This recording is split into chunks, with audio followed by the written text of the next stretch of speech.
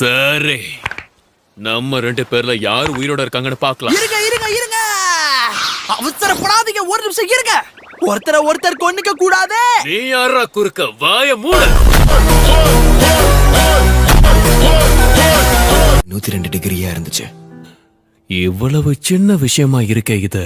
இத சின்ன விஷயம் சொல்றியே, அப்போ உன் மூளை எவ்வளவு சின்னதா இருக்கும் யோசிச்சு பாரு. ஒன்னு பார்த்தா பொறாமையா இருக்கு. என்னது?